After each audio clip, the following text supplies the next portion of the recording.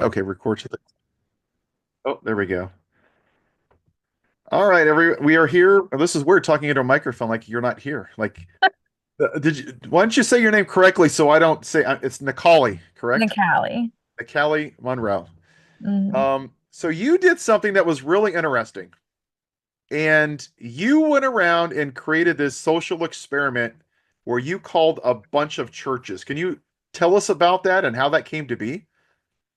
Yeah, so I am an addiction counselor, so I send a lot of Oh patients wow. to churches and stuff, and they always come back and tell me that churches refuse to help them and pretty much just act like they don't want them anywhere around there.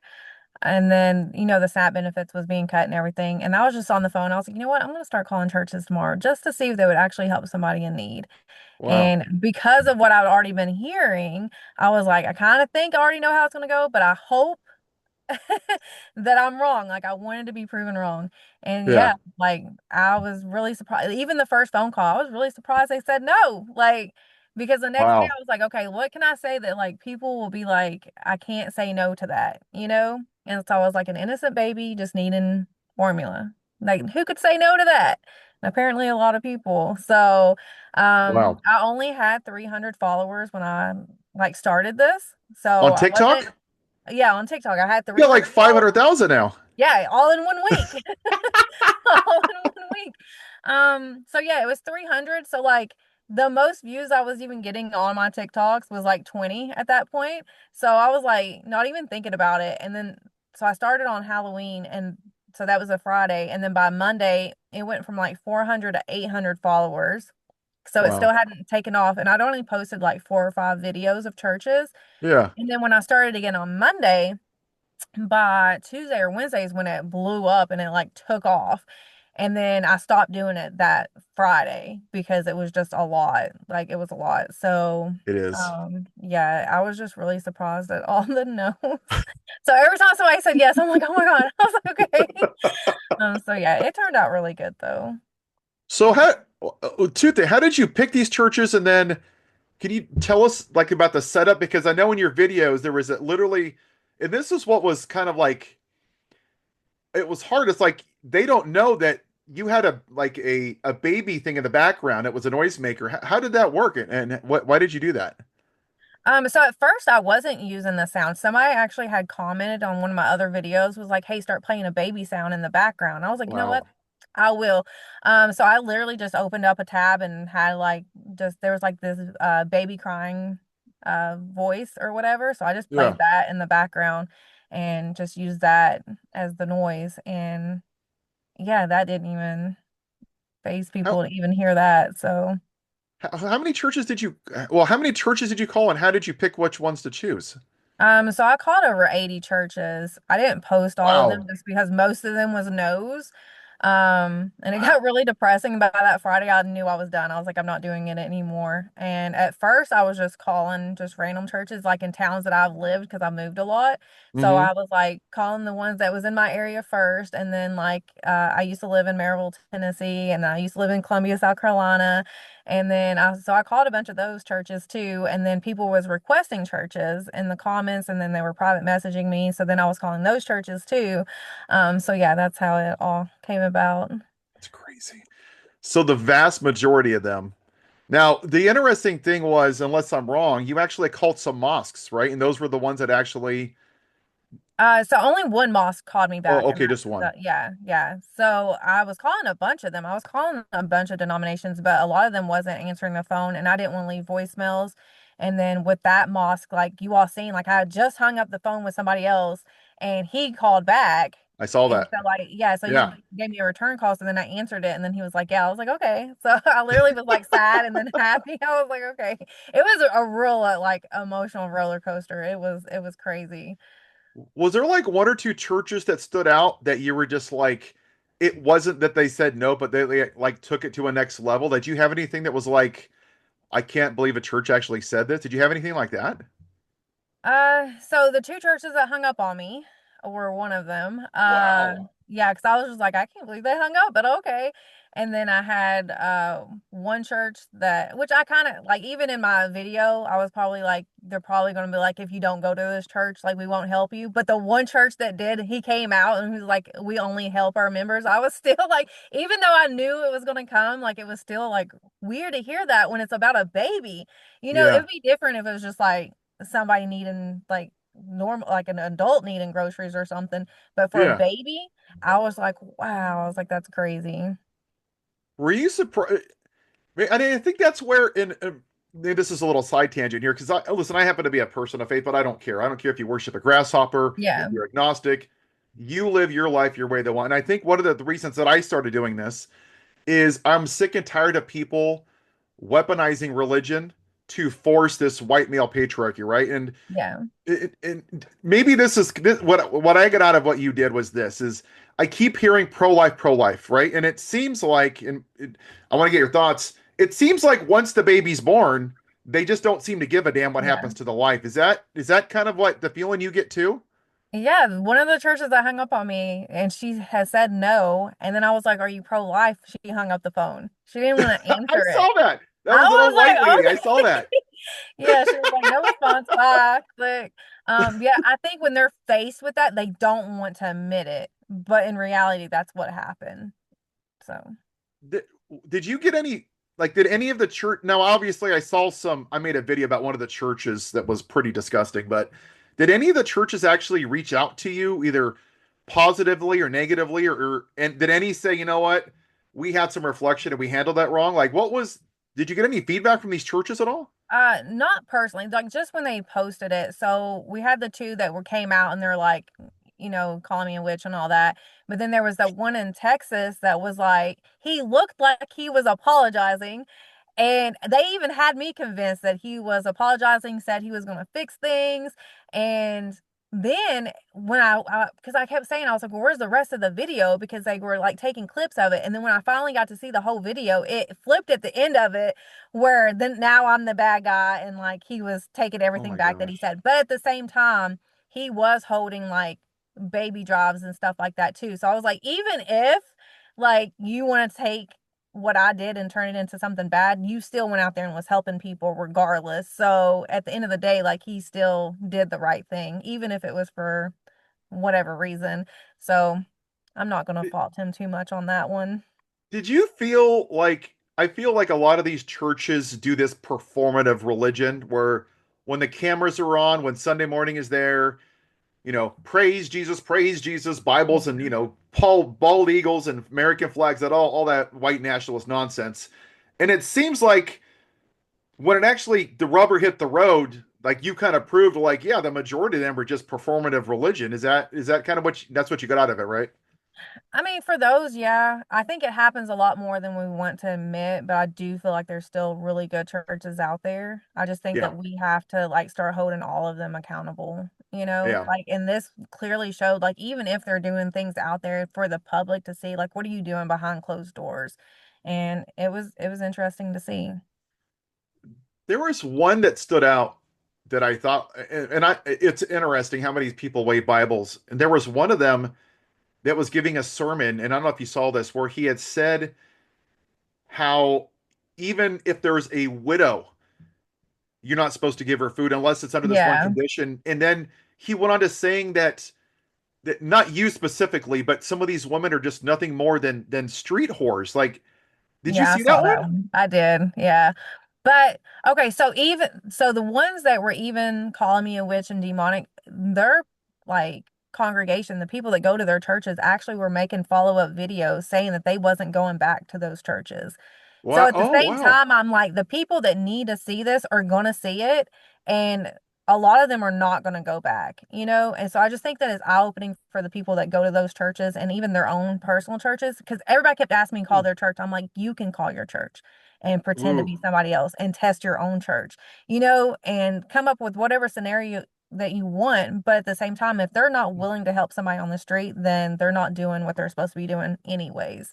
So I understand they're not gonna be able to help everybody, but you can tell if they're good or not. So And you yeah. actually had people that saw these videos that actually left their church. Oh yeah. Yeah. Wow.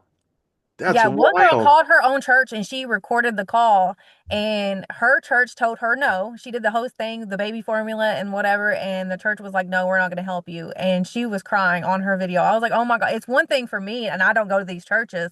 I can't Yeah. imagine it being your church and them saying no and you Oh my hearing it and gosh. you're being the one on the phone." And she was like, "I'm not going back." I saw there was one pastor I think that said yes.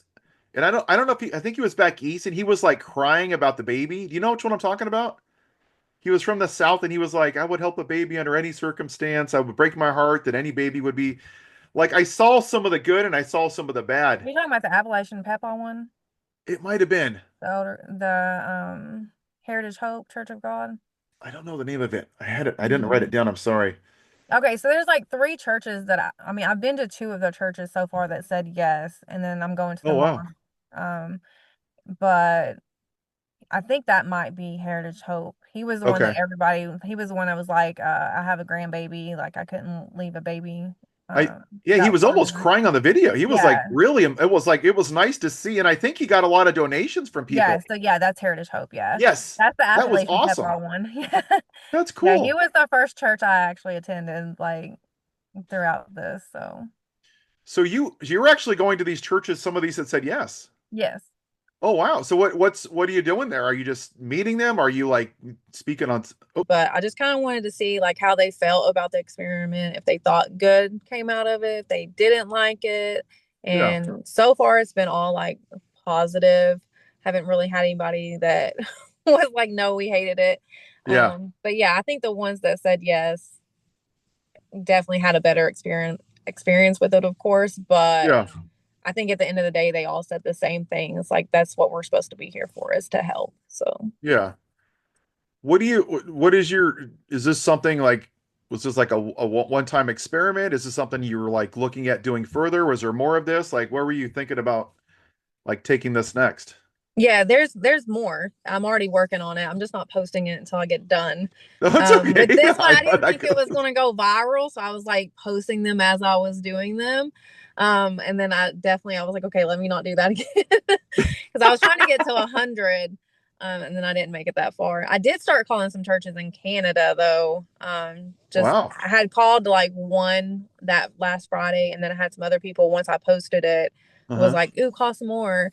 They're not nice. They're Canada? like actually meaner than the ones in the States. Really? Yeah, I was like, wow. Yeah, they're like, did you mean to call a church?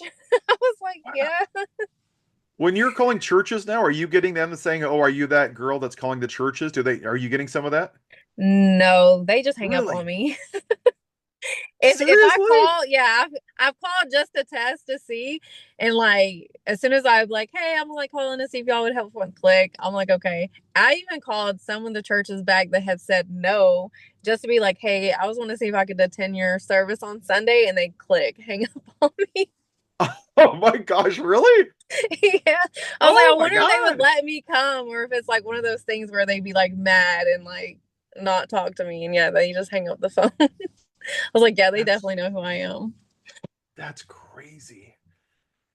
I was going to ask you more of like the moral of the story, I guess, on this is do you feel like these people are actually and I know not every church said no, but in general with our political climate, right? You see all these people um can I make it political really quick or you want to stay Oh away from yeah. that?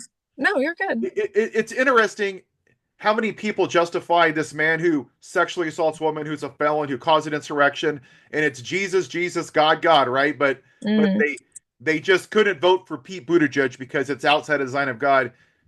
From the moral perspective, why do you think these people actually go to church and what is it they actually believe? Because obviously it's not about caring about people or loving thy neighbor.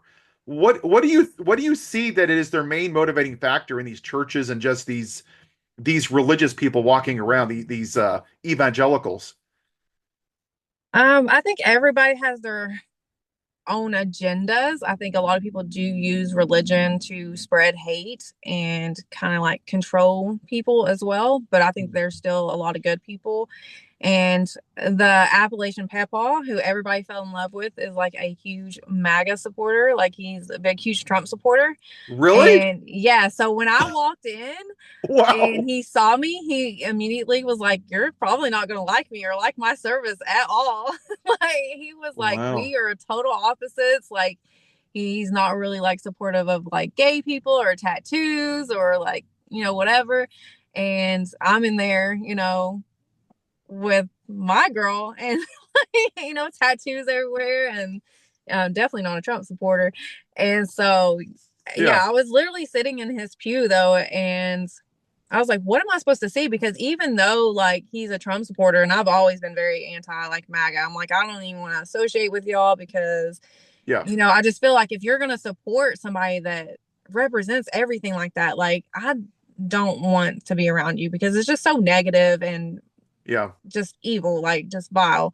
And like Trump. And so I don't know. I was just sitting in his pew and I'm like, what am I supposed to be getting out of this? And then what I got out of it was that I just kept thinking about the Peppa that was on the phone, like, I'm going to help you feed your baby, you know? And for me, I'm like, maybe that's what I was supposed to see is that we need to stop thinking about what we have different and start thinking Mhm. about like what we have in common to where we can get to like a middle ground. And Yeah. maybe then they'll start to listen and kind of pull away. Cause I think MAGA's a cult. Like, It is. because I'm like, It if is. you're still supporting him no matter what through the Right. pedophilia and the rape and all that good stuff and sexual, like he's Right. bragged about sexual assault and you can't say he hasn't done it, he's bragged about it. And so I just feel like if you're still there, like you're either admitting that you're in a cult or you're just one of Right. them. Yeah, it's one or the other. So It's interesting because I actually left the Republican Party a month after he got elected because how am I going to call myself, and this isn't a preachy thing, but a person yeah, of faith, but I'm going to vote for a man that grabs women by the blankety blank yeah, and talks bad about people and demonizes people. And I think where I struggle is I want to find common ground. I think most of us do. But yeah, we also like you are in addiction, right? And I have women in my life that are victims of assault. So how am I supposed to have somebody that was fine with the president that assaults women and then just say, "Hey, come on over for Thanksgiving and let's agree to disagree"? It's like I can accept bad policy, but it's bad morality, I think is where we're at. Does that make sense? oh yeah, absolutely. I feel like even the Republican, like if they would have picked a better candidate, no problem. Like I've never cared about politics. And to Yeah. me, this isn't political when it comes to Trump. I'm like, if y'all had a better candidate, go for it. Like I wouldn't care. Like either way, like it's Yeah. just him, I'm just like he's divided us so much in the time that his face came about and he started running that I'm just like he's just divided us completely 100%, and it's Yeah. sad. It is And then sad. I'm just like, everything that he just represents is just bad. It's evil. And I don't understand it. It is. And I actually respected I voted for John McCain and Obama. I voted for both and I Yeah. thought I they weren't completely different, but I thought they were like decent, respectable people. And the Yeah. moment that John McCain took the microphone from that lady and she's like, "We're not going to do that here." He got my vote because it was like I could accept the bad policy, but he was a decent person. Now he shouldn't have picked that vice president. She wasn't awesome, obviously. Yeah. But you're right. I would like to get back to that, but I don't know. I don't know how we get. Do you have any ideas how we get back to that when you accept? Like it's almost like that party that I used to be a part of has completely said that morality is irrelevant as long as the brown people are deported, as long as black people are demonized, as long as I get more money in my bank account. How do you think we get back to a point of like, how do you get back there? You know what I'm saying? Or can we? Yeah. Yeah. So first of all, I don't think MAGA is Republican. I think Mm. a lot of Republicans was like, that's not what we represent. And they highly like they disassociate. They're like, that's not us. So I That's don't fair. even think MAGA has anything to do with Republicans. But I think how we get back is people say, okay, this is what we want. Are you getting it? Because I feel like everything that they voted, said that they were voting for, they're not even getting. So if you're not getting it, why would you still vote for them? And I'm hoping that they'll start to say, okay, like we're being hurt enough finally that we're going to stop supporting that. And I honestly think that once he's out of the picture, like things will start to go back to normal. Hopefully, fingers Yeah. crossed. Um, but yeah, we're never going to get there though if we keep fighting. And Yeah. unfortunately, like if they keep supporting him, Yeah. I mean, I've never seen anybody ever become president where it's like separated families.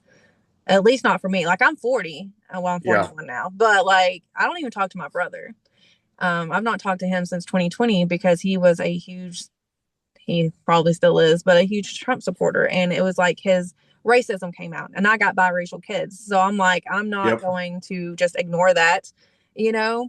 Yeah. So yeah, it's one of those things where it's like you're dividing families at this point. It is sad. I've seen a lot of stories where people have left their families because of morality. I mean, just Yeah. it's awful. It's fascinating how they can justify a person that's picking their strawberries and their almonds and their cabbage and their lettuce that's been here for 40 years just because their documentation's not right. Somehow they Yeah. want law and order, but they have no problem voting for a white man that's an adjudicated rapist, a felon, tax fraud. Yeah. It led to the death of five officers. Somehow that's okay, but it's not racism, right? Yeah. And then they'll be like, oh, well, we're like voting for him because all that's a lie. And even though the judge said it and he's been convicted, it's all a hoax. And I'm like, okay, so then everybody that you're saying is here illegally is all a hoax and it's all a lie. Like, I mean, I could Yeah, do that too.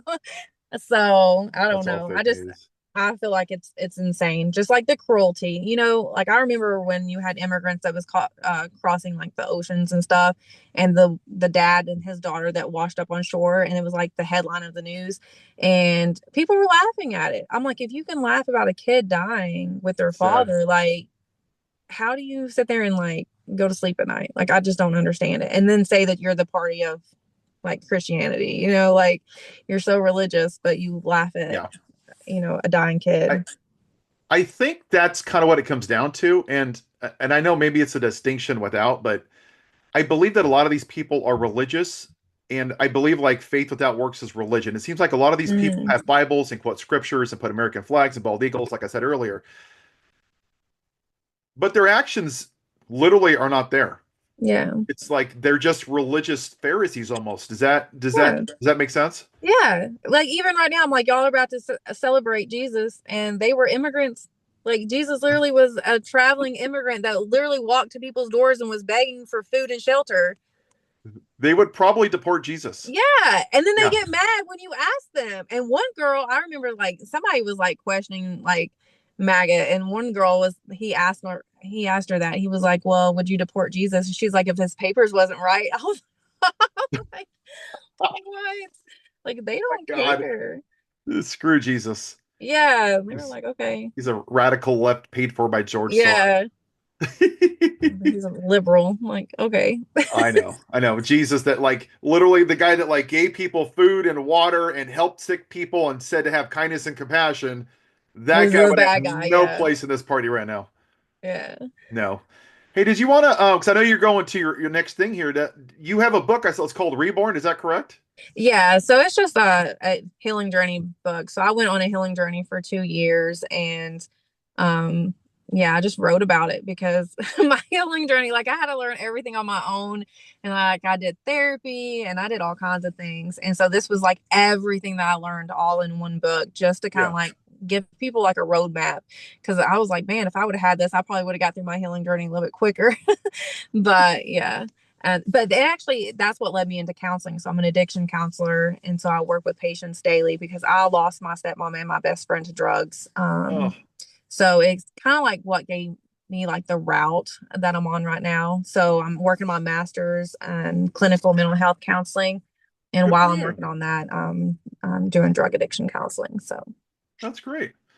Good for you. It's well, thank interesting you. because I grew up in a house that was very physically and verbally abusive as well. And it's interesting.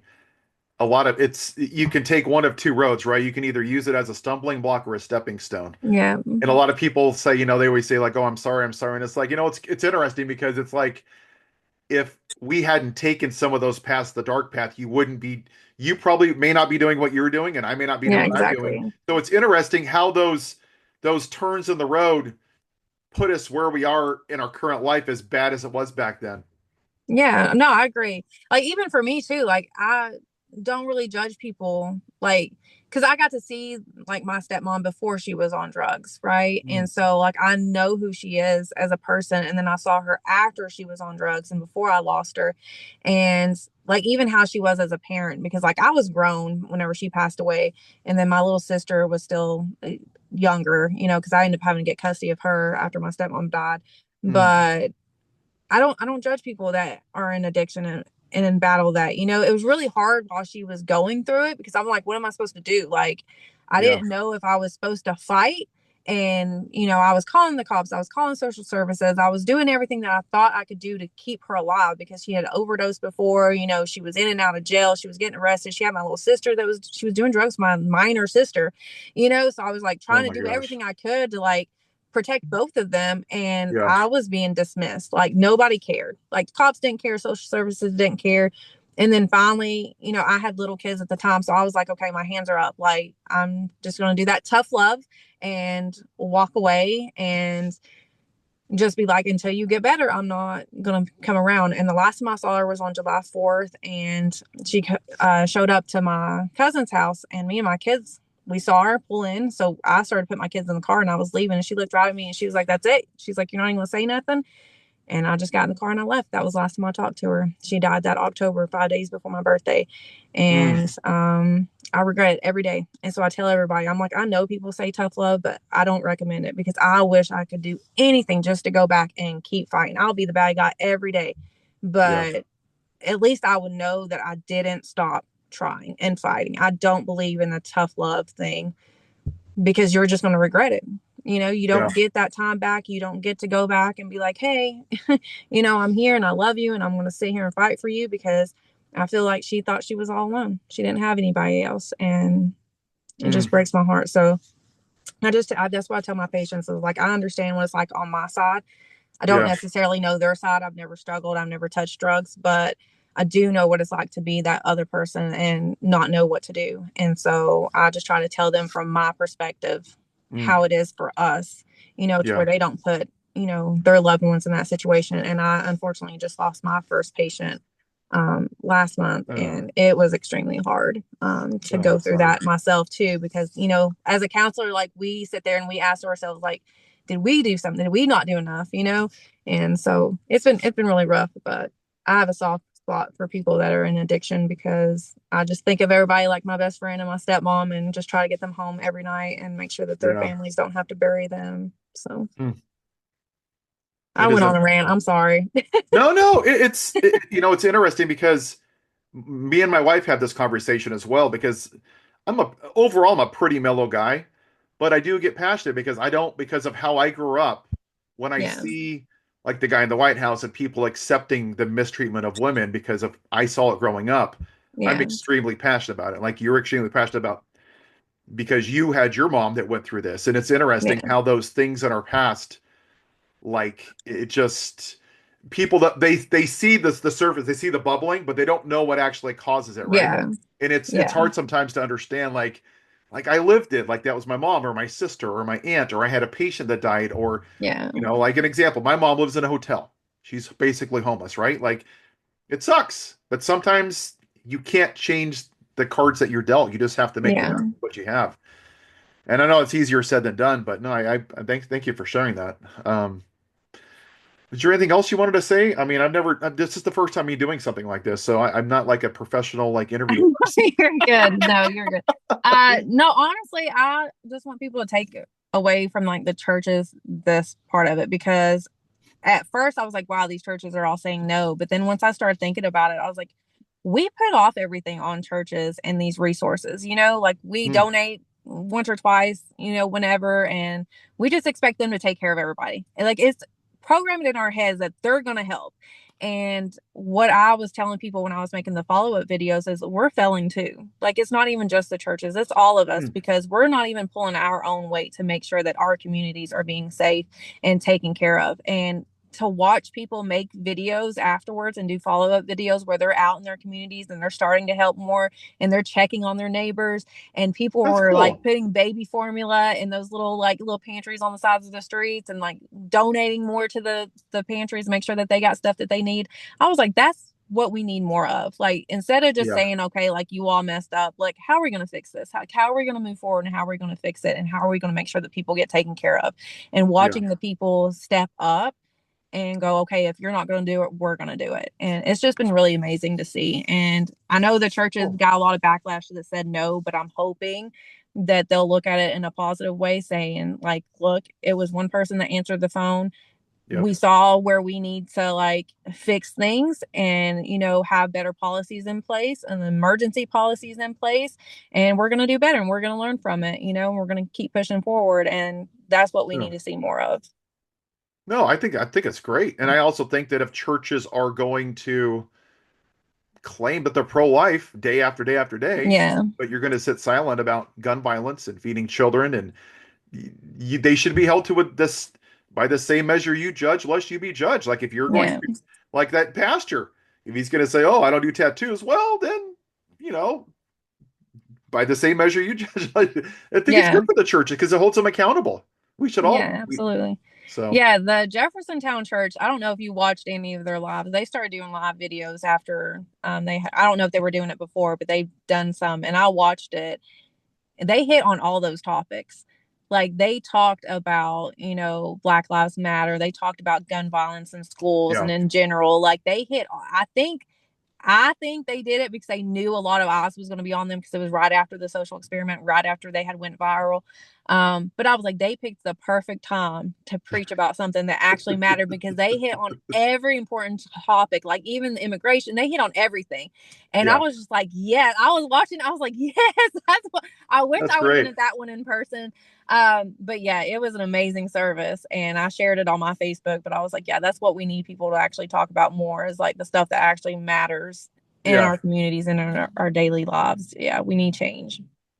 that's great. Well, thank you for doing that. All right. I will let you go then. I know you got to go to you're going to what, Georgia, you said, or South? Yeah, Charlotte, North Carolina. Oh wow. You got a trip ahead of you there. Yeah, it's like 6 hours, but it's not bad. Holy smokes, it's like going to Disneyland for me. Yeah, it's not bad though. It's fun. Yeah, I'm Right. excited. Well, cool. Well, have fun. Well, thank you Yeah, so I've much. never been to a mosque before, so I was like, oh, I'm excited. I don't think I have either. I've been to like a synagogue because my part of my family's part Jewish, but not to a Oh, that's mosque. awesome. Yeah, I've never been to those either. I'm like nervous. I'm like, I don't know what I'm supposed to do. Just just like I think people just like authenticity. I think with Yeah. so much AI and like rage baiting. Oh,